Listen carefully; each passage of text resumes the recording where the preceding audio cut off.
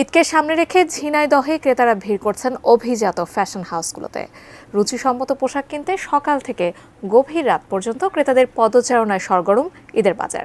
বিস্তারিত জানাতে ঝিনাইদহের একটি ফ্যাশন হাউস থেকে যুক্ত হচ্ছেন প্রতিনিধি ইমন হাসান। ইমন, ঈদকে সামনে রেখে রাজধানীর যে অভিজাত বিপণী শপগুলো আছে বা বিপণী বিতানগুলো আছে সেখানকার কি অবস্থা এবং ক্রেতারা কি বলছেন? জাকিয়া, ঠিক এই মুহূর্তে অবস্থান করছি আমি ঝিনাইদহের যে অভিজাত শপিং শপিং মল, এখানে আছি বন্ডের ফ্যাশনে।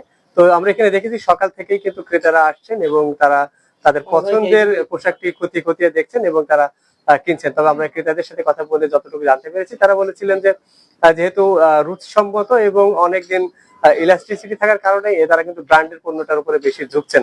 আর এখানে একটু জানিয়ে রাখি যে বিশেষ করে আহ একটু উচ্চবিত্তশালী যারা, বিশেষ করে তারাই বেশিরভাগ এই বন্ড কালেকশনে আসছেন এবং এখানকার শুধু বন্ড নাই, পাশাপাশি কিন্তু আরো অনেকগুলো যে অভিজাত ফ্যাশন হাউস আছে সেগুলোতে তারা ভিড় করছেন। RICL TMX, যুগের পর যুগ স্থাপনা থাকে মজবুত। আর এখানে আমরা এসে দেখেছি এখানকার যে দামের যে ব্যাপারটা, আসলে খুব বেশি একটা দামের মধ্যেও নেই, সেটাই বলছেন ক্রেতারা। কিনে সন্তুষ্ট প্রকাশ করছেন। এখানে 2600 থেকে 3600 টাকার মধ্যে কিন্তু বিভিন্ন প্রকারের পাঞ্জাবি, শার্ট এবং সেই সাথে তারা কিন্তু কম্বো প্যাকেজ পাচ্ছেন। বাবা ছেলের পাঞ্জাবের যে প্যাকেজ সেটাও পাচ্ছেন এখানে।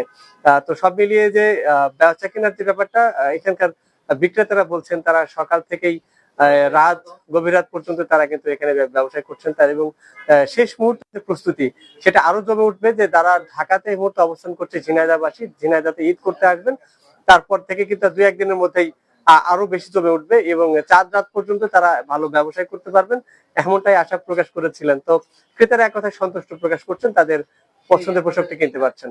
এই ছিল আমার কাছে ঝিনাইদহ থেকে। জাকিয়া।